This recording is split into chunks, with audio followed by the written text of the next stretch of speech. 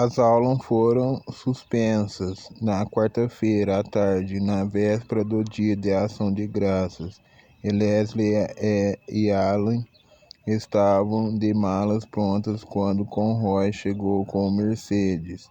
Tinham sido convidados para passar o fim de semana na casa de Asen na praia.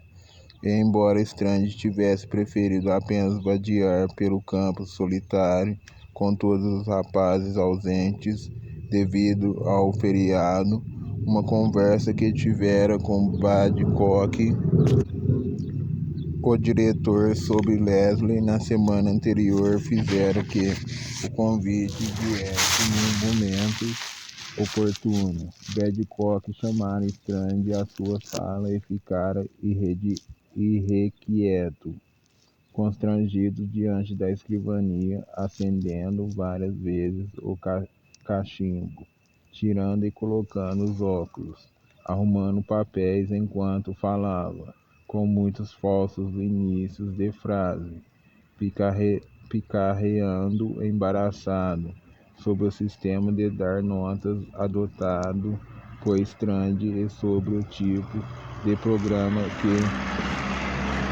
ele gostaria para o próximo semestre, para o qual faltavam ainda 2 meses.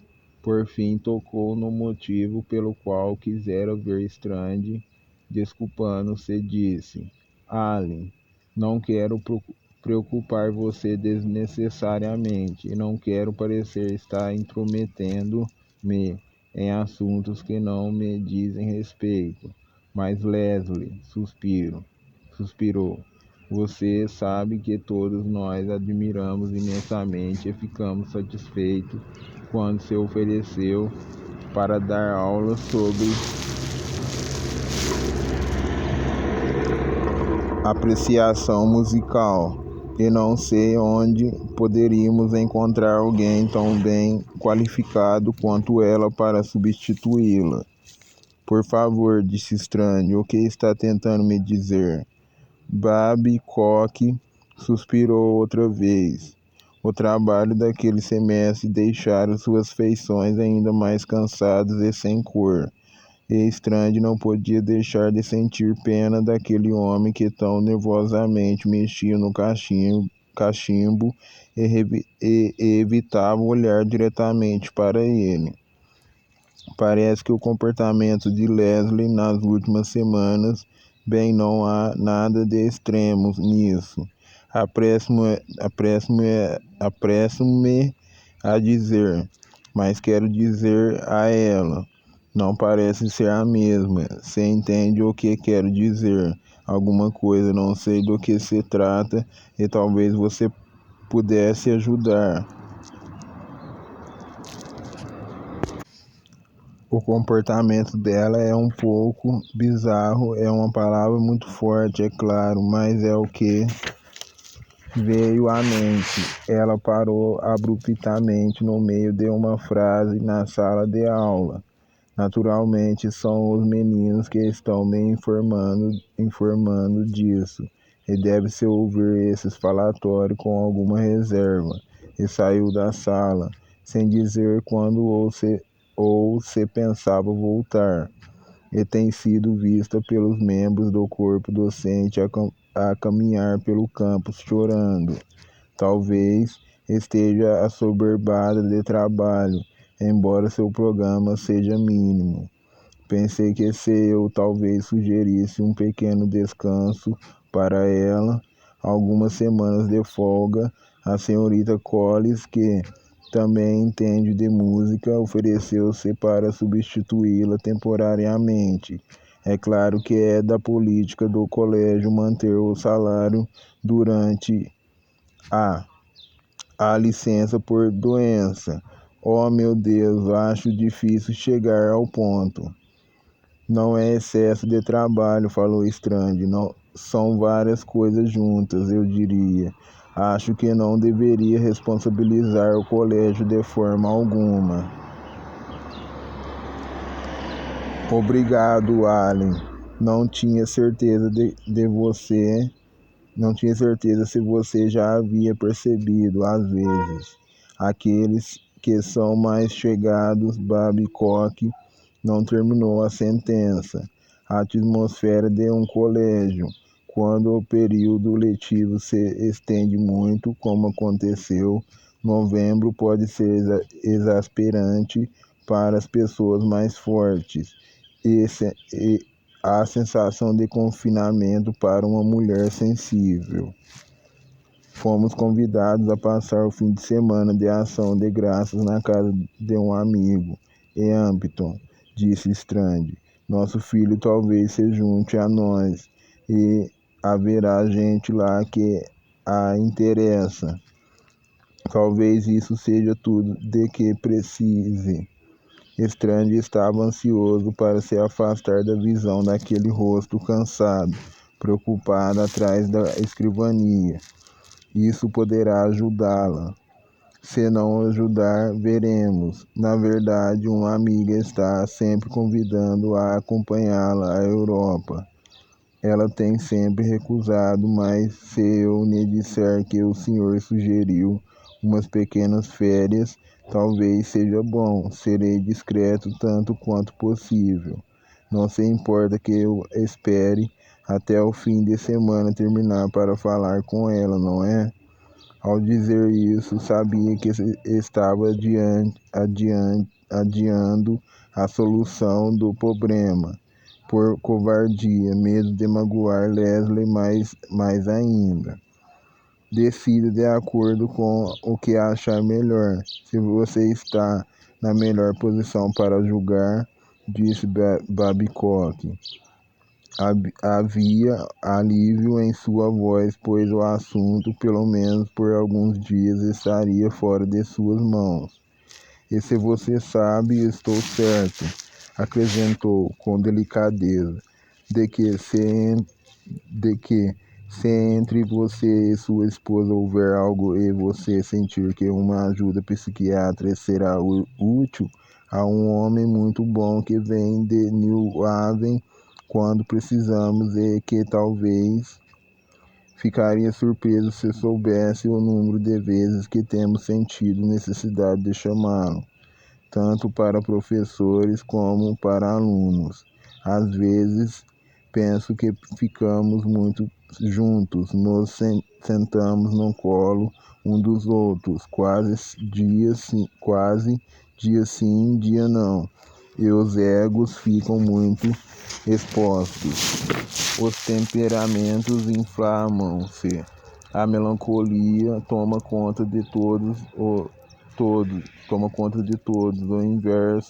O inverno se aproxima. Tantas coisas a se considerar, tantos estresses. Um último suspiro e voltou a escarafunchar os papéis da escrivania. Quando Strand deixou o escritório, caminhou lentamente pelo campus. Ao passar por estudantes ou outros professores que cumprimentavam, ficou avaliando-os, imaginando quem teria falado com Babcock sobre Leslie, o que acham dela, quem secretamente havia observado seu comportamento, quem sentira pena dela, quem dissera, pobre mulher, é por causa do marido. Talvez um psiquiatra fosse útil, sugerira Babcock, que, levado pela bondade de seu coração e pela crença moderna totêmica de que palavras podem curar doenças que as palavras não tenham causado e que estão além do alcance dos remédios da linguagem. O que Leslie falaria ao homem de New Haven? Foi erradicada, meu caro senhor, subitamente e sem aviso, da cidade onde nasci e onde vivi toda a minha vida. Da noite para o dia, meus filhos, a quem devotei a maior parte de meus sentimentos, seguiram seu próprio caminho.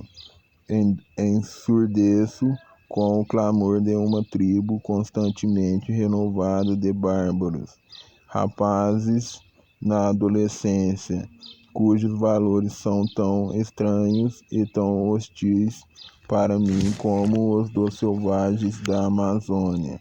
E desde que é pago para ouvir as verdades mais sombrias de uma alma atormentada, não vou nem esconder agora que eu, uma mulher que ainda não completou 50 anos e que, segundo as autoridades de sua profissão me garantiram, está na idade do auge do desejo sexual e da capacidade de satisfação. Sou forçada a dormir sozinha. Não vou aborrecê-lo contando meus sonhos. Estou certa de que pode facilmente imaginar a natureza deles. Enquanto atravessava o campus, Strange sacudiu a cabeça torturado. Qual seria o procedimento correto para um psiquiatra diante desse momento crítico? O que provavelmente haveria de sugerir divórcio, exercício violento, drogas, outros homens, masturbação. Decidiu que, se ele finalmente tivesse de enfrentar abertamente o problema de Leslie, na verdade deu-se conta. O seu próprio dissesse o que dissesse, não traria o assunto da psiquiatria a bailar. Nos dias anteriores ao de Ação de Graças, não comentou nada com Leslie sobre o que Babcock lhe dissera, agindo tão normalmente quanto podia, como se achasse que nada estava errado, como se a explosão na cozinha jamais tivesse ocorrido. Agora, ao meio-dia de um gelado dia de novembro, enquanto ele e Leslie cumprimentavam com Roy na atmosfera festiva de rapazes locomovendo-se alegremente em direção aos 4 dias de liberdade, sentiu-se reanimado. Leslie estava adorável, pensou, jovem e elegante em seu pesado casaco bege de lã, com a gola levantada ao redor do pescoço, animada e ansiosa, corada pelo vento. Sentados no banco de trás, segurou a mão dela e com Roy deu a partida no carro, serpenteando pelo campus em direção ao portal de pedra que marcava os limites do terreno do colégio e da estrada aberta. Ao deixarem o colégio, Strange sentiu como se um grande peso tivesse sido retirado de seus ombros. O fim de semana todos concordaram foi um sucesso. Os Solomons, que fechavam a casa da praia no inverno, estavam lá, assim como Linda Robert, todos contentes por se verem novamente, considerando-se uns felizardos porque o sol estava brilhando e o tempo suficientemente quente para os coquetéis no terraço, com o vento salgado outonal afastado para o mar calmo. Jimmy trouxera o violão e os entretinha, e principalmente a Herbert Salomão, com imitação de alguns dos mais turbulentos músicos dentre os clientes de Salomão. Asen fora um anfitrião descontraído e se estava preocupado com a esposa ou com a investigação de Washington, não demonstrara. Leslie levara seu estojo de pintura e o cavalete portátil, e na companhia de Linda tinha ido até as dunas e começaram uma paisagem que Linda garantia iria dar o remate final se fosse pendurada na parede de um museu. Linda estava exuberante como sempre. A Galeria de Paris, a qual a sua Galeria de Nova York estava associada, tinha pedido que levasse uma mostra típica da pintura americana do século para uma exposição, e Linda acabara de obter as 2 últimas das 50 delas, com as quais estivera negociando havia 3 meses e estaria partindo para a França dentro de uma semana, repetiu o convite a Leslie. Eles estão pagando a viagem para mim e um assistente. Você seria uma assistente maravilhosa. Quando começarem a preparar a exposição, precisarei de alguém americano que me dê quadros das dunas e escreveremos no programa que você é uma das nossas recentes e maravilhosas descobertas 100% americana. Todos os outros quadros estão assinados por pessoas cujos nomes terminam em "ski". Leslie rindo respondeu: Castelos no ar, linda. Já fiz minha viagem a Paris este ano. Allen, linda, apelou para Strand. Faça que Leslie diga sim e ela irá. Se ela não for, falou Strand, irei eu. Você não se parece um assistente de coisa alguma, disse Linda. Seria tão divertido, Leslie. Mas Leslie tinha sacudido a cabeça ainda sorrindo. Sou uma mulher que trabalha em Connecticut. Existem 400 alunos esperando por mim para explicar-lhes na segunda-feira o que significa Lá bemol menor. Mas Strand podia ver que Leslie estava seduzida pela ideia. Antes de terminar o fim de semana, decidiu que iria contar-lhe a sugestão de Babcock. Assim que estivera na praia com o Sr. Catley, inspecionando os estragos que uma tempestade causara a um pier na semana anterior, chegou ao terraço onde os outros estavam envolvidos, em seus suéteres e casacos, observando o pôr do sol. Asen, que usava calças pesadas de veludo cotele, um gorro de esqui e uma manta grossa de lã com listras coloridas, o rosto corado pelo vento frio, parecia nunca ter estado num escritório. Sorria com simpatia para seus convidados. Seria perfeito, comentou ele, se os seus garotos estivessem aqui. Também Leslie. Os outros garotos. Jimmy, não há ofensa em se chamar de garotos uma ninhada. Sabe o que seria ótimo telefonar-lhes e dizer-lhes feliz ação de graças. Não há necessidade de toda essa despesa, falou Strand. Eles estão bem. Tolice, retrucou Asen, eu insisto. Então todos se dirigiram para o interior da casa e telefonaram para Caroline, no Arizona, e para Eleanor e Josipede, na Geórgia, e houve uma algazarra geral à medida em que se revezaram nas duas extensões, na sala de estar e na pequena biblioteca.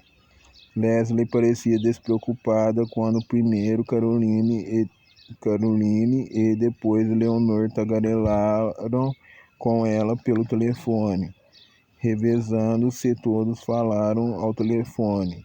A única nota dissonante surgiu quando Leslie e Strand falaram com Caroline. Leslie disse o quanto sentiam sua falta e Caroline respondeu: Southampton não é para mim. Não gosto dos rapazes daí. Por Deus, o que significa isto agora? Perguntou Leslie, impaciente. Strand sabia o que significava. Caroline não esquecera aquela noite no carro estacionado, quando George rasgara suas roupas e quebrara seu nariz. Nunca esqueceria. Não significa nada, respondeu Caroline. Sou feliz como um passarinho aqui. Arizona é divino. Depois todos subiram para se arrumar para o jantar. Salomão e Strange foram os primeiros a descer, enquanto Strange se deixou ficar diante do fogo, onde as altas chamas das achas expeliam centelhas azuis e vermelhas. Salomão preparou um drink. Com um suspiro de satisfação, Salomão acomodou-se numa confortável poltrona e falou sobre Jimmy. Disse a Strange que Jimmy era muito querido no escritório e, com um pequeno sorriso, insinuou que ele estava tendo um caso com uma das estrelas, uma mulher chamada Joan Deere, que até Jimmy entrar para o negócio tinha sido uma das cantoras com quem eles tinham mais dificuldades em lidar.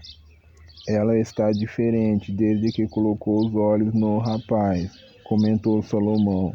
Estou dobrando o salário dele por devoção à causa da Salomão e Cia, acima e além do dever. Ela é tida como uma devoradora de homens, e o pessoal do escritório não foi poupado, nem mesmo eu, uma pantera. Seus acessos de fúria são famosos no nosso ramo de negócios. Estive seriamente inclinado a deixá-la, embora venda mais discos do que qualquer artista que já tive. Que idade tem? Perguntou Strange. 35, 36 anos. Jimmy não é um pouco jovem para ela. Strange não ficou satisfeito com as novidades, embora se lhe tivessem perguntado por que não soubesse explicar. Aparentemente não, respondeu Salomão, mas não se preocupe com Jimmy. Ele é assombrosamente sensato para um rapaz de sua idade. Não comentou nada com você sobre ela? Strange sacudiu a cabeça. Jimmy não se gaba de suas conquistas. Se fez alguma, pelo que sei, ainda é virgem. Salomão deu um largo sorriso. Não aposte nisso. Strange não sorriu. Na idade dele eu ainda era virgem, afirmou ele. Profissões diferentes, sentenciou Salomão. Morais diferentes, deu de ombros. 35 anos, disse Strange. É casada? Acho que há um marido por aí. O segundo ou terceiro, não fique tão chocado.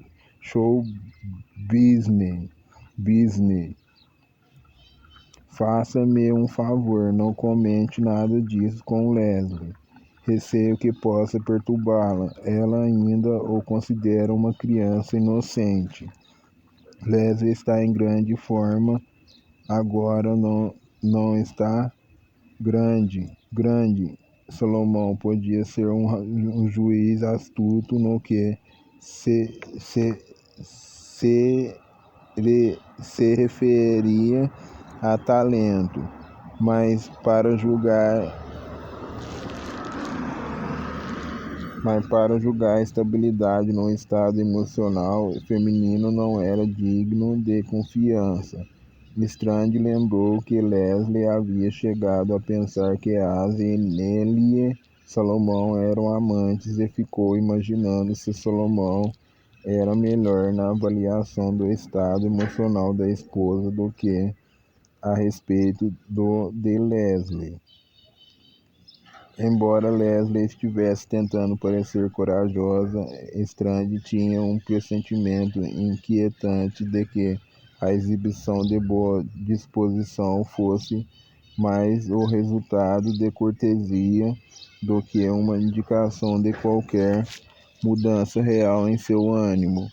Ele não era o único a achar isso. Jimmy, que levara Nellie e Salomão de carro até o povoado para fazer compras na farmácia, chamara Strange à parte quando voltou para interrogá-lo sobre Leslie. Mamãe está bem? Perguntou ele. Parecia preocupado. É claro, respondeu Strange rapidamente. Por que pergunta? por uma coisa que a senhorita Solomão falou no carro. Ela disse que quando mamãe pensa que ninguém está olhando para ela, adota uma atitude estranha de melancolia, foi a palavra que empregou. E quando mamãe fala com as pessoas, parece distante, como se estivesse atrás de uma cortina, disse Nelie. Você percebeu alguma coisa? Sou um Palerma. Mamãe sempre me pareceu a mesma, exceto quando está me repreendendo por alguma coisa, e não me repreendo nenhuma vez neste fim de semana. E não me repreendeu nenhuma vez nesse fim de semana. Deu um largo sorriso. Talvez isso seja um mau sinal.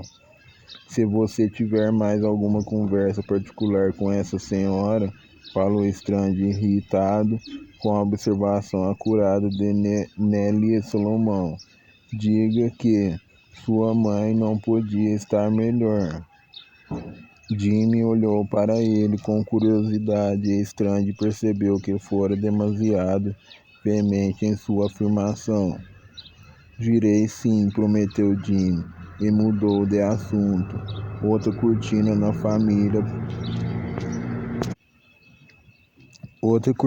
família, pensou Strand, entre mim e meu filho.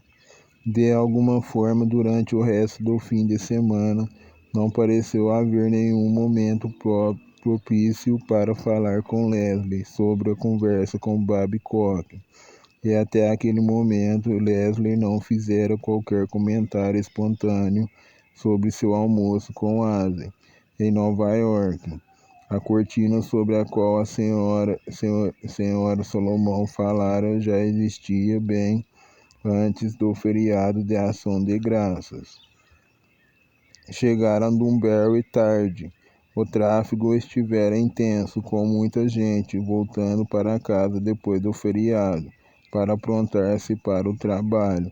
Na segunda-feira de manhã, deixaram Linda em seu apartamento, perto da casa de Aze, em West Side, porque estava atrasada para um jantar ao qual prometera comparecer. Jimmy dera-lhes boa-vinda e partira para atender a um compromisso. Os Solomões foram para a cidade no próprio carro. Aze insistira em que Leslie e Strand subissem até o seu apartamento para comerem algo. Havia telefonado para a casa de Hampton e mandara o mordomo colocar alguma coisa no aparador da sala de jantar. Fora uma refeição agradável e tranquila, com galinha fria, salada e uma garrafa de vinho branco. Aze mandara Conroy para casa, mas providenciaram uma limusine para levar Strand a Dunbury. Strand protestara diante dessa extravagância e, como sempre, Aze não dera importância aos seus protestos. Foi um maravilhoso fim de semana, Russell, disse Leslie, ao dar um beijo de despedida em Aze na porta.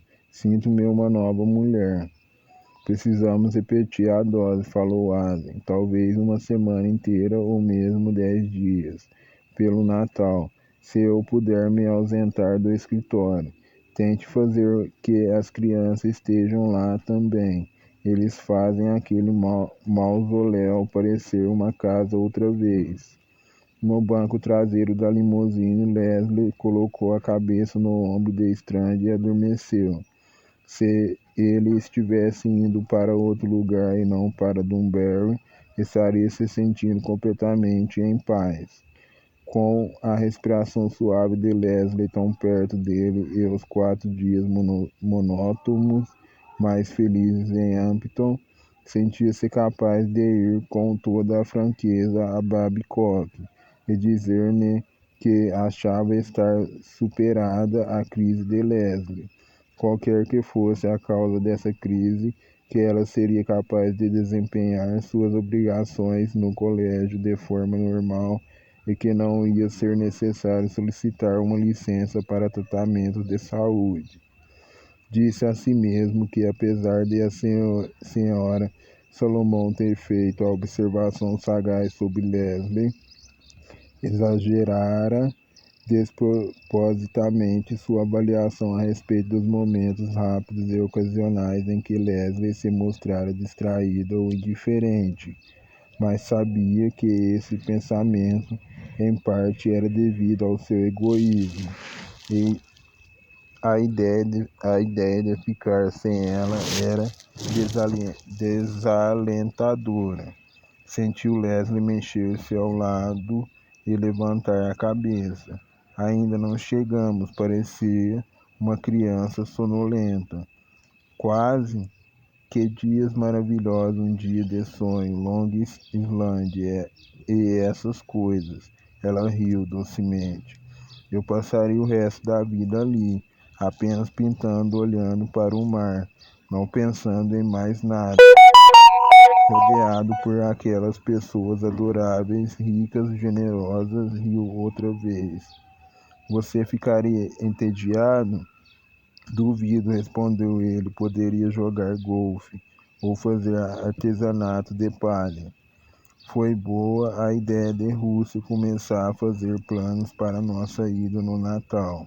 Endireitou o corpo. O que pensou de Caroline dizer que nunca mais quer ir a Hampton? Ela disse qualquer coisa sobre rapazes. Strange falou de propósito, em tom vago. Esperava que Leslie nunca descobrisse qual o significado exato daquilo. É melhor que fique imaginando do que saiba da luta de Caroline no carro, da quase violentação e do soco brutal. Talvez tenha encontrado algum rapaz no Arizona e seu interesse agora esteja voltado para outra direção. Suas palavras me pareceram como se falasse através de um ramo de algodão. Vou escrever uma boa carta, disse Leslie.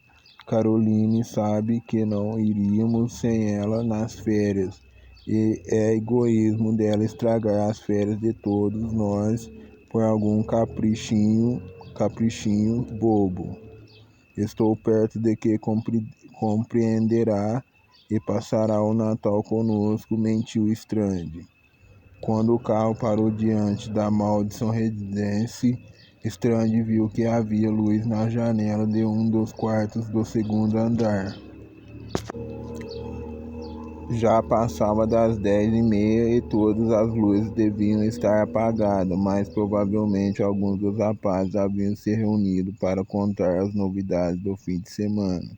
Desceu do carro e dirigiu-se para a casa, com o motorista seguindo atrás com a bagagem. Quando o Strange alcançou a porta, esta se abriu violentamente e o rapaz, descalço e de pijama, saiu correndo, quase derrubando-o. Antes que pudesse fazer algum gesto, outro rapaz saiu correndo pela porta em perseguição ao primeiro. Esse segundo Strange reconheceu. Era Romero, usando calça jeans e suéter. Nenhum dos meninos emitiu qualquer som. Pela luz da lâmpada em frente à porta, Strange viu que Romero tinha um canivete na mão. Parem, gritou ele. Parem exatamente onde estão. Oh, meu Deus, exclamou Leslie. Os rapazes não pararam. O primeiro, muito maior do que Romero, escondido atrás de uma árvore, irrompeu pela direita. Romero moveu-se rápido, silencioso, alcançou-o e pulou em suas costas, e ambos, entrelaçados, caíram no chão. Agora Romero estava por cima, sentado no peito do outro. Strange correu para junto deles, gritando, e conseguiu agarrar Romero pelo pulso, erguido à altura do ombro do outro rapaz, a mão empunhando um pequeno canivete. Está maluco? Gritou Strange, puxando o pulso de Romero, lutando e sentindo ao mesmo tempo como era magro e como era poderoso aquele braço. Parecendo um condutor elétrico, Romero, largue esse canivete. Como se ao ouvir o seu nome recobrasse o sentido, Romero deixou cair o canivete e, voltando-se, olhou para Strange. Certo, disse ele. Sua voz parecia estranha e calma. Já acabou. Ergueu-se. Então Strange viu que o rapaz no chão, soluçando em grandes e convulsivos espasmos sufocados, era Ted Whites. Havia sangue em todo o seu rosto e mais sangue pingava de um talho numa das falhas. Leslie falou ele, o mais calmo que podia. Chame o médico, depois o Sr. Babcock, e diga-lhes para virem até aqui o mais rápido que puderem. Itz está ferido. Não o bastante, disse Romero. Você fique calado, ordenou Strange, enquanto Leslie corria para dentro de casa. Chofer gritou para o motorista.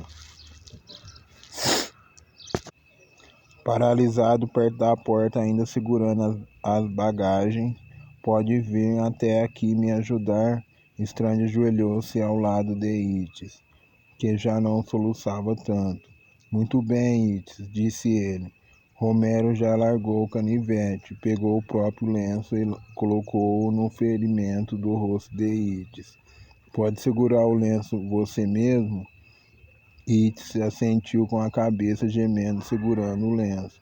Santo Deus, o motorista aproximou-se deles, olhando para o rapaz ensanguentado. O que aconteceu? Deu uma lição nesse filho da puta, disse Romero. Agora Strange podia ver que o rosto de Romero também sangrava, e ele falava com a voz empastada, como se seus lábios estivessem inchados. Pare com isso, Romero, ordenou Strange, depois para Itz. Acha que pode andar? Itz assentiu com a cabeça e ergueu-se. Graças a Deus, pensou Strange. Itz pesava mais de 90 quilos, e como o motorista era um homem velho e miúdo, Strange pensou que os dois não poderiam levar o rapaz nem até a porta. Madre, disse Romero, enojado, uma coisinha à toa e ele já faz parecer um maldito massacre. Você fique calado, ordenou mais uma vez Strange, erguendo-se e pegando a mão de Itz para ajudá-lo a levantar-se. Aconselho a pensar rápido. Há um monte de perguntas a que terá de responder.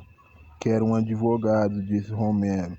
Tenho o direito de ter um advogado. Mesmo ajudando Hitz a colocar o braço em seu ombro, dizendo, apoie-se em mim e ande devagar, Strange quase riu. Um advogado no ambiente de Romero imaginou as crianças sabem tudo a respeito de advogado desde 10 anos. Romero voltou-se e dirigiu-se rapidamente para casa. Acendeu a luz do salão comunitário e estava sentado sobre uma mesa, balançando as pernas. Quando o Strange e o motorista trouxeram Itz, que entrou no aposento cambaleando dramaticamente. É melhor você se deitar, disse Strange para Itz, e mantenha a cabeça alta, o lenço agora está encharcado de sangue. Strange ajudou Itz a estender-se no velho sofá do salão comunitário, com a cabeça apoiada no braço. A senhora Strange foi chamar o médico, disse Strange para ele. Estou certo de que logo você estará bem. Depois disse ao motorista, parado no meio do aposento, que sacudia a cabeça e murmurava, garotos danados, pode ir agora. Está tudo sob controle, você tem um bom caminho pela frente até a cidade. Queria ver se livre do homem, quanto menos pessoas estivessem envolvidas naquela pequena encrenca, melhor. Estava satisfeito por Asen não ter mandado Conroy. Já podia imaginar a história que Conroy teria para contar ao patrão se estivesse ali. Está certo, já vou indo, respondeu o motorista. Não tenho nenhuma vontade de ficar a noite toda aqui. nem de estar aqui quando a polícia chegar. Polícia, estranho não pensara naquilo. O senhor talvez queira ficar com isto. O motorista entregou-lhe o canivete. Era o canivete suíço e estava com a lâmina suja de sangue. Apanhei-o lá fora. Se puder, deixe meu nome fora disso. Não quero envolver-me em nenhuma questão no tribunal. Se eu puder evitar ter de viajar para Connecticut na minha hora de trabalho, sempre que um advogado cismar.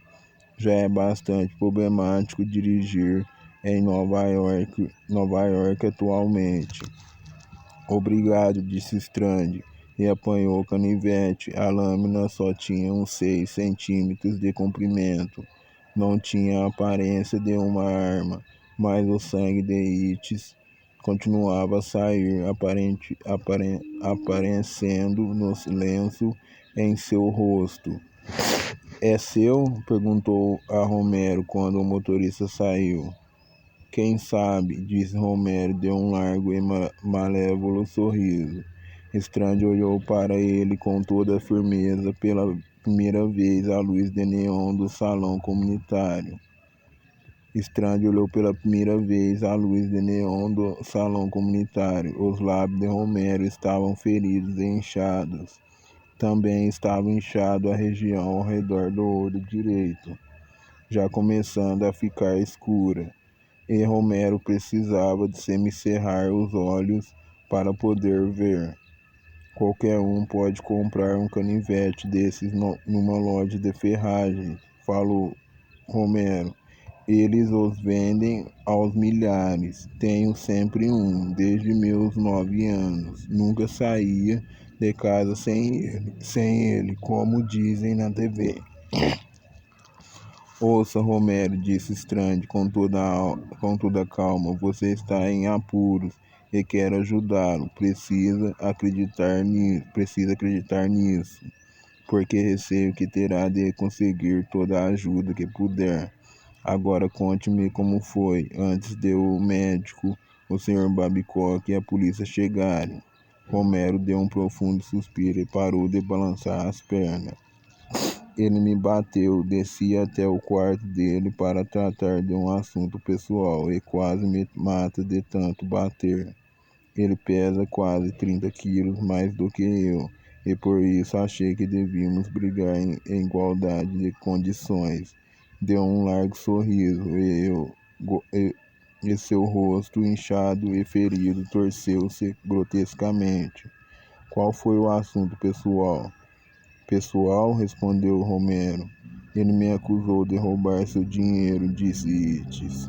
O pijama espalhafatosamente listrado estava salpicado de sangue. Não vou permitir que um sujeito desses faça acusações como essas e fique impune. Que dinheiro? Perguntou Strand, olhando ora para um, ora para outro. Meu dinheiro, respondeu Romero, e algumas cartas. Ele arrombou uma lata onde eu guardava meu dinheiro e as cartas. Leslie entrou apressado na sala. Allen, disse ela, o médico e o Sr. Babcock já estão vindo. Olhou para o rapaz ensanguentado no sofá, para o rosto desfigurado de Romero e para o canivete ainda aberto na mão de Strand. Oh, é demais, murmurou ela em voz baixa. Voltou-se e saiu apressada da sala em direção ao apartamento. Que cartas? Perguntou Strand outra vez. Cartas particulares, respondeu Romero, de uma amiga. Não gosto que minhas cartas sejam lidas por quem quer que seja, principalmente por gente da espécie dele. Nunca vi nenhuma de suas cartas, disse Itis. Seu mentiroso desgraçado, gritou Romero. E Strand moveu-se de forma a ficar entre a mesa onde ele estava sentado e o sofá. Mas Romero não saiu da mesa. Você zombou delas quando entrei no quarto. Você leu as cartas, sim. Você me chamou de Romero, seu porco nojento. Calem-se, ordenou Strange. Nunca vi carta nenhuma, choramingou Hitch. Não sei do que está falando. Muito bem, disse Strange. Vamos esquecer as cartas no momento. Quanto dinheiro você disse que era, Romero? $365. O que? Disse Strange surpreso. Quanto? 375. Onde você arranjou tanto dinheiro? Quero um advogado, disse Romero. Direi onde ele arranja, senhor Strange, disse Itches. 2 ou 3 vezes por semana há jogo de dados no quarto dele e de Hollis. E uma porção de garotos acha que ele usa dados viciados, tanto ele quanto Hollis, um marginal e um crioulo. Este é o tipo de colégio que vocês dirigem e podem estar certos de que vou falar para todo mundo. Meu pai é muito importante em Washington e conhece todos os jornalistas de lá e vários de Nova York. É melhor você ficar calado, Itch, ordenou Strange, com desprezo por aquele garoto gordo choramingas. Concentre-se em manter a boca fechada para estancar o sangue, suspirou ao pensar nas notícias que apareceriam nos jornais quando relatasse o incidente daquela noite e o que isso iria significar na próxima reunião da diretoria do Dunbarry. Você e Hollis fazem o jogo de dados no quarto à noite? Perguntou a Romero. Deixe Hollis fora disso, ele não tem nada a ver com isso, apenas é meu companheiro de quarto. Onde está Hollis? Dormindo. Não sabe de nada do que está acontecendo, chegou cansado e deitou-se logo. Você nada disse a ele sobre o que estava acontecendo? Se eu contasse, ele desceria e mataria Itch com as próprias mãos, e pela manhã já estaria fora do colégio, e não haveria faculdade para ele, nem futebol profissional. Hollis já arruma encrenca suficiente pelo fato de ser negro. Não quero vê-lo expulso só porque é meu amigo. Deixe-me fazer uma pergunta, disse Strange. Por que você acha que foi Itch que pegou seu dinheiro? Se houvesse algum dinheiro, zombou Itch, esse marginalzinho está me provocando desde o início do semestre. Não gosto de certos tipos que estão admitindo ultimamente nesse colégio, e não escondo isso. Este é um país livre e posso dizer o que quero. Acho que seria melhor que você se acalmasse, Itch, falou Strange, procurando parecer paciente, reconhecendo que não estava obtendo sucesso. Agora Romero, o que o fez pensar que foi Itch quem pegou o dinheiro e ninguém mais. Informações, que tipo de informações? Confidenciais. Quem lhe contou? Eu disse confidenciais, repetiu Romero. Você encontrou o dinheiro no quarto de Itch ou as cartas de que falou? Não, respondeu Romero. É claro que não, disse Itch. Porque não tirei nada. Se é que alguém tirou alguma coisa, esse cara é doido, senhor Strange. Ele tem ódio do mundo inteiro, principalmente de quem é branco. Se os professores daqui tivessem coragem mesmo, haveriam de dizer, todos inclusive o senhor, que gostariam que esse cretino nunca tivesse ouvido falar do Dunbarry. Tenha cuidado com o que diz, seu balofo, ameaçou Romero, ou vou dar um talho na sua cara e cortar seu rabo para comer de sobremesa. A ameaça fez Strange lembrar-se de que ainda segurava o canivete sujo de sangue. Fechou-o, guardou-o no bolso do sobretudo. Romero, disse ele, você só está se prejudicando falando.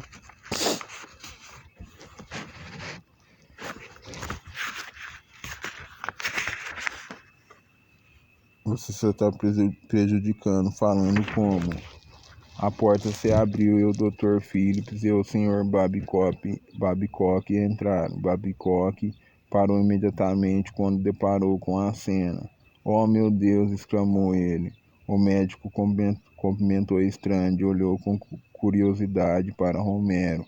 Depois se inclinou para Yeats e disse: "Vamos ver o que temos aqui." Tirou o lenço ensopado do rosto de Yeats, jogou-o ao chão, perscrutou através dos óculos, curvando-se sobre a cabeça de Yeats e tocando de leve o ferimento. "Gostaria de levá-lo para a enfermaria", falou o médico. "Vai ser necessário fazer uma limpeza e dar uns pontos, um bocado de pontos." "Está doendo", gemeu Yeats, o lábio inferior tremendo. "É claro que dói", disse o médico. "Tem de doer." Era um homem ríspido, competente e rápido, conhecido pela frieza para com os adolescentes.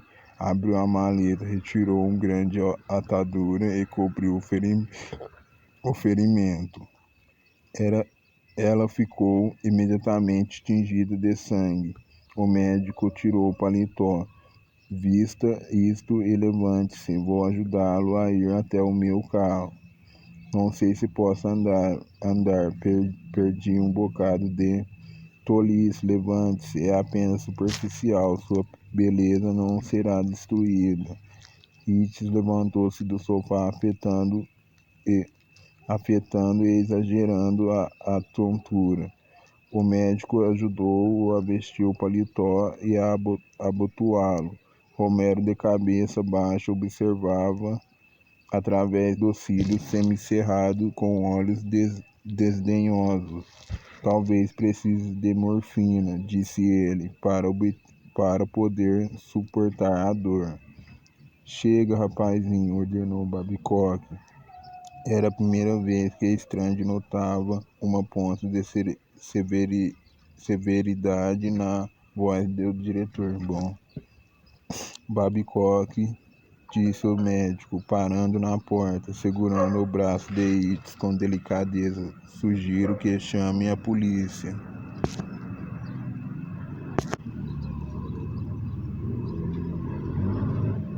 "A polícia?" repetiu Babcock, espantado. "Oh, meu Deus, você acha que é necessário mesmo?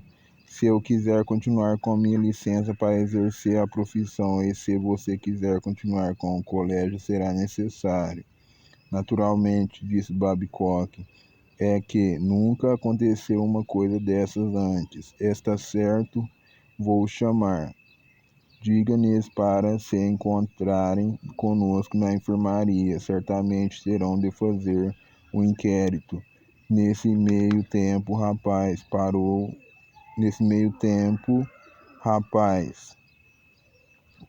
e olhou para Romero. "Conheço você, não? Do time de futebol." "Sim", respondeu Romero. "O senhor me disse que eu era louco por estar jogando." "Como se chama?" "Romero", respondeu o rapaz. "Considere sob prisão civil." Eu civil sou eu." "Vejo vocês todos na enfermaria." Quando o médico e o Yeats saíram, só restou o silêncio por um momento. Strange ficou satisfeito por não ter de ficar mais olhando para o rosto ensanguentado de Yeats. Babcock suspirou e olhou para o sofá, erguendo os óculos para o alto da testa e depois colocando-os no lugar. Outra vez, Strange percebeu que Babcock não estava de gravata. Era a primeira vez que via o diretor sem gravata. Provavelmente já devia estar deitado, ao lado da esposa corpulenta, quando Leslie telefonou e vestira-se apressadamente. "O sofá precisa ser limpo", comentou Babcock. "Está todo ensanguentado. O que devo dizer à polícia? Parece desamparado. Não tenho ideia do que aconteceu. Há um telefone aqui." "Há um telefone público no subsolo", falou Romero. "Obrigado." Foi para a escada que o levaria ao subsolo e depois parou. "Oh, meu Deus", disse ele, apalpando os bolsos. Deixei todo o meu dinheiro na cômoda. Já estava na cama. Alien, você por acaso tem? Estranho mexeu nos bolsos, só tinha notas. Sinto muito, disse ele. O senhor pode ligar para o número de emergência da polícia, falou Romero. Estranho tinha a sensação de que o garoto estava se divertindo. Eles estarão aqui em 3 minutos com as sirenes tocando, luzes, toda aquela parafernália. Vão acordar todo mundo, disse Babcock. Acho que não precisamos. Vou até o meu apartamento e faço a ligação de lá, falou Strange. Gostaria de saber o que significa tudo isso, disse Babcock melancolicamente. Estarei com vocês daqui a pouco. Strange saiu para o hall e entrou na sala de estar. Leslie estava ao piano, mas não tocava. Voltou-se quando ouviu Strange entrar. Então, perguntou ela. Uma confusão, não tenho tempo para lhe contar agora, nada de sério. Gostaria de acreditar no que estava dizendo. Preciso chamar a polícia. Procurou o número no catálogo sobre a mesa, perto do telefone, e discou. O homem de plantão disse chamar-se Leary. Sargento Leary. Sargento, disse Strange. Podem mandar alguém à enfermaria do Dunbury tão logo for possível. Qual a natureza do incidente? Perguntou o sargento Leary. Houve uma briga, um pega entre 2 rapazes, um deles foi ferido. Será preciso uma ambulância? Oh, acho que não, o médico já o examinou, um ferimento superficial, um corte, picarreou. Um dos meninos tinha um canivete. No Dunbury, Leary parecia chocado. O índice de crimes no povoado de adjacências não era rico em esfaqueamentos de madrugada. Final de feriado prolongado para a boa reputação do colégio. Strange achou que devia dar uma certa explicação. Não havia nenhum funcionário de plantão. Pode mandar alguém? Um homem vai até aí, enfermaria, disse. Exato. De que lado do campus fica? Leste, oeste? Strange ficou confuso, fechou os olhos e tentou visualizar de que lado do campus o sol nascia, disse. Leste. O sargento Leary lhe perguntou. Muito bem, o perpetrador está sob custódia. O perpetrador está sob custódia? Por um momento, Strange não associou a palavra aos acontecimentos da noite. Então lembrou-se de Romero. Sim, o perpetrador está conosco. Quando desligou, Leslie ria. Faltava espontaneidade àquele riso. Você está parecendo um detetive de filme, comentou ela. Querida, acho melhor não esperar por mim. Tenho de ir à enfermaria com Babcock e Romero, e a polícia estará lá também. E só Deus sabe quanto tempo isso vai levar. Contarei tudo quando voltar. Perpetrador, repetiu Leslie. Gostaria de saber quantos perpetradores temos no campus.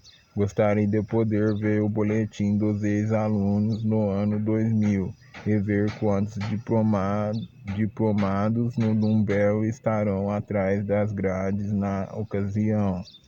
Sinto muito, querida, que você... Não é culpa sua. Procure não ficar até muito tarde. Você precisa levantar cedo amanhã. Ele a beijou e voltou para o salão comunitário. Ouviu Leslie fechar a porta com a chave.